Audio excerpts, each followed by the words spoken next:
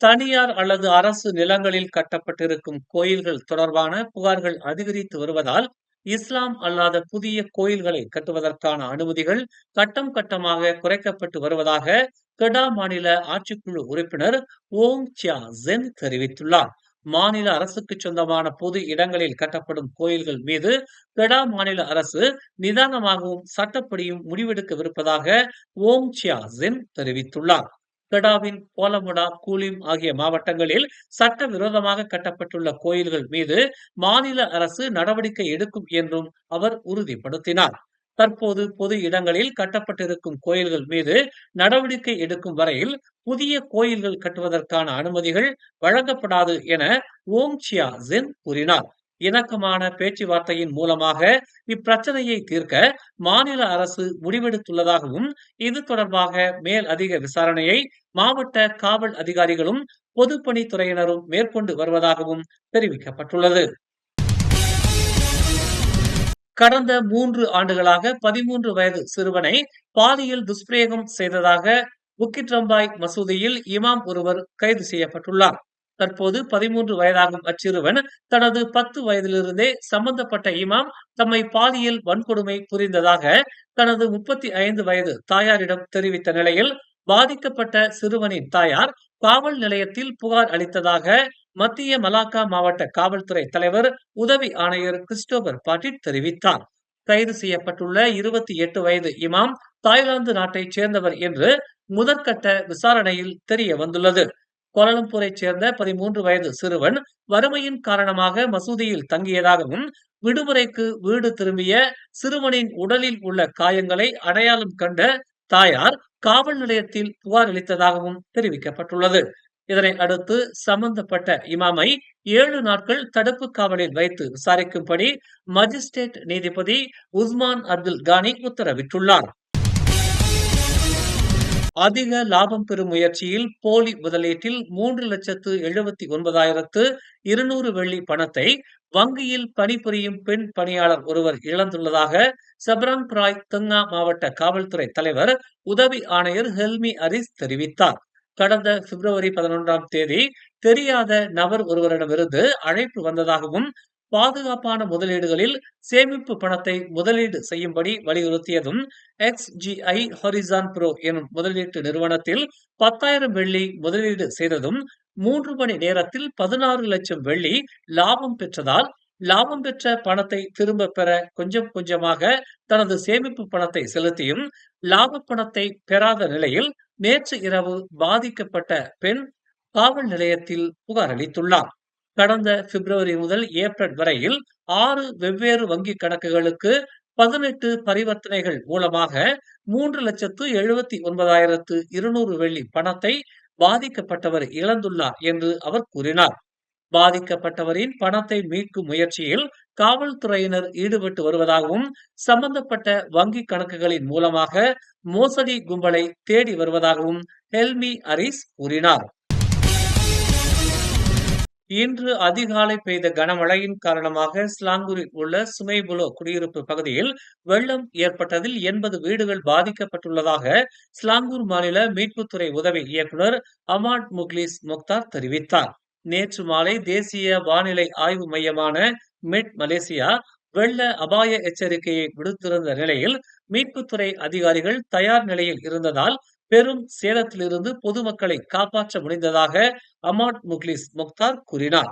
இன்று அதிகாலை 5 மணி அளவில் நீர்மட்டம் உயர்ந்து கம்போங் பாயா ஜராஸ் குடியிருப்பு பகுதிக்குள் வெள்ள நீர் புகுந்ததாகவும், அதிகாலை 6:31 மணிக்குள் சம்பந்தப்பட்ட குடியிருப்பு வாசிகள் அனைவரையும் மீட்புத்துறை அதிகாரிகள் பத்திரமாக மீட்டு பாதுகாப்பான பகுதிக்கு கொண்டு சென்றதாகவும் தெரிவிக்கப்பட்டுள்ளது. உயிர் இழப்புகள் எதுவும் ஏற்படவில்லை என்றும் அமாட் முக்லிஸ் முக்தார் தெரிவித்தார். தற்போது வரையில் 6 வீடுகள் முழுமையாக சேதமடைந்திருப்பதாக அவர் கூறினார். மறைந்த முன்னாள் நிதியமைச்சர் துன் டயன் ஜைனுடீன் வருமான வரி நிலுவையில் இருந்த தொகை தொடர்பாக வருமான வரித்துறையான LHDN விளக்கமளிக்க வேண்டும் என்று துன் டயன் ஜைனுடீனின் மனைவி தோப்வான் நைமா அப்துல் காலிட் இன்று நீதிமன்றத்தில் மேல்முறையீடு செய்துள்ளார். கடந்த ஆண்டு அக்டோபர் 18ஆம் தேதி துண்டாயம் ஜைனுடீன் மொத்தம் 313.82 மில்லியன் ரிங்கிட் வரியை செலுத்தாமல் நிலுவையில் வைத்திருப்பதாகவும் விரைந்து வரியை செலுத்தும்படியும் உயர்நீதிமன்றம் தீர்ப்பளித்த நிலையில் துண்டாயம் ஜைனுடீன் இறப்புக்கு பின்னர் அவரின் சொத்துகளுக்கு பாதுகாவலரான தோப்வான் நைமா அப்துல் காலிட் வரியை செலுத்த வேண்டும் என்று வருமான வரித்துறையான LSDN நோட்டீஸ் அளித்திருந்த நிலையில் அந்த வரி தொகைக்கான முழுமையான விளக்கத்தை LSDN வழங்க வேண்டும் என்று நைமா அப்துல் காலிட் மேல்முறையீடு செய்துள்ளார். இந்நிலையில் அவரின் மேல்முறையீட்டு மனுவை இன்று நீதிமன்றம் ஏற்றுக்கொண்ட நிலையில் தற்காலிகமாக அவர் மீதான வருமான வரி தொடர்பான வழக்குகளை தள்ளுபடி செய்வதாகவும் மேல்முறையீட்டின் விசாரணைக்கு பின்னர் வருமான வரித்துறையின் நோட்டீஸ் செல்லுபடியாகும் என தெரிவிக்கப்பட்டுள்ளது. மேலதிகமாக நைமா அப்துல் காலிட் மேல்முறையீட்டு நீதிமன்றத்தின் விசாரணையில் நேரில் ஆஜராகும்படியும் வருமான வரித்துறை சம்பந்தப்பட்ட ஆவணங்களை நீதிமன்றத்தில் சமர்ப்பிக்கும்படியும் உத்தரவிடப்பட்டுள்ளது. 88 வயதில் போப் பிரான்சிஸ் திங்கட்கிழமை காலமானதை தொடர்ந்து மலேசியா முழுவதும் உள்ள கத்தோலிக்கர்கள் 9 நாள் துக்க அனுசரிப்பை தொடங்கியுள்ளனர்.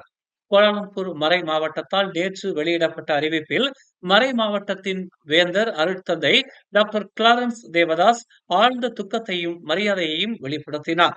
போப் பிரான்சிஸ் பூமியில் கிறிஸ்துவின் தூதுவராக உண்மையாக பணியாற்றினார்.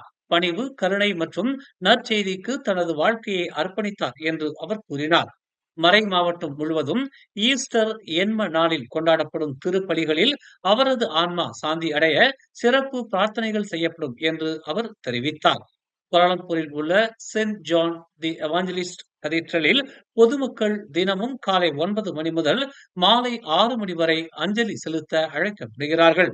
மறைந்த புனித தந்தையின் உருவப்படத்தை காட்சிப்படுத்தவும் அவரது நினைவாக ஜெபமாலை மற்றும் நற்கருணை வழிபாடு உட்பட பொது பிரார்த்தனைகள் ஏற்பாடு செய்யவும் தேவாலயங்கள் ஊக்குவிக்கப்பட்டுள்ளன. பிரதமர் டதஸ்ரீ அன்வார் இப்ராஹிமின் மூத்த மகள் நூருல் இசா PKR கட்சி நிறுவப்பட்டதில் இருந்து தனது தந்தை முன்வைத்த சீர்திருத்த நிகழ்ச்சி நிரல் இன்னும் உயிருடன் இருப்பதாக தெரிவித்துள்ளார். சீர்திருத்தத்திற்கான போராட்டம் சிலரிடம் இருந்து விமர்சனங்களையும் ஏளனங்களையும் எதிர்கொண்டுள்ளது என்று அவர் கூறினார். சீர்திருத்த நிகழ்ச்சி நிரலை செயல்படுத்துவதற்கு நேரம் தேவைப்படும் என்றும் இந்த முக்கியமான காரணம் மறக்கப்படாமல் இருப்பதை உறுதி செய்ய PKR குழுவை அவர் வலியுறுத்தினார். நிச்சயமாக PKRின் சீர்திருத்த நிகழ்ச்சி நிரல் விமர்சனங்களை எதிர்கொண்டது உண்மைதான் என்றும் இதை நாம் நிவர்த்தி செய்து கேள்விகளை தவிர்க்க வேண்டும் என்றும் அவர் கேட்டுக்கொண்டார். இயல் இசை நாடக மன்றத்தின் ஏற்பாட்டில் சங்ககால வாழ்வியலும் தற்கால நடைமுறையும் எனும் தலைப்பில் பேச்சாளர் முனைவர் அமுதா பாண்டியன் நாளை ஏப்ரல் 24ஆம் தேதி வியாழக்கிழமை பிள்ளானில் எண் 5 லோரோங் செருலிங் 58 தமான் கிளாஞ்சியா என்ற முகவரியில் அமைந்துள்ள ஓம்ஸ் அறவாரியத்தின் அலுவலக அரங்கில் வாழ்வியல் பேருரை வழங்கவிருக்கிறார். தஞ்சாவூர் தமிழ் பல்கலைக்கழக ஓய்வு பெற்ற நிறைநிலை பேராசிரியரான அமுதா பாண்டியன் தமிழிசை அறிஞர் அப்ரஹாம் பண்டிதர் அவர்களின் பேத்தி என்பது குறிப்பிடத்தக்கது. தேநீர் உபசரிப்புடன் மாலை 6:30 மணிக்கு வருகையாளர்களின் பதிவோடு தொடங்கும் இந்நிகழ்வு இரவு 8:45 மணி வரை நடைபெறும். சிறப்பு அங்கமாக கேள்வி பதில் அங்கமும் இடம்பெறுகிறது என்பதால் வாழ்வியல் விளக்கங்களை பெற்று மகிழலாம் என்று ஏற்பாட்டு குழுவினர் கேட்டுக் கொள்கின்றனர். மேலும் செய்திகளை தெரிந்து கொள்ள தமிழ் மலர் நாளிதழை பாருங்கள். உடனுக்குடன் செய்திகளை தெரிந்து கொள்ள தமிழ் மலர் இணையதளம், தமிழ் மலர் செயலி மற்றும் மலர் டிவி யூடியூப் சேனலை வலம் வாருங்கள். எங்களோடு இணைந்திருக்க மலர் டிவியை பதிவு செய்து கொள்ளுங்கள். உறவுகள் மகிழ்ந்திட விருப்பம் மற்றும் பகிர்வு சேவையை சொடுக்கிடுங்கள்.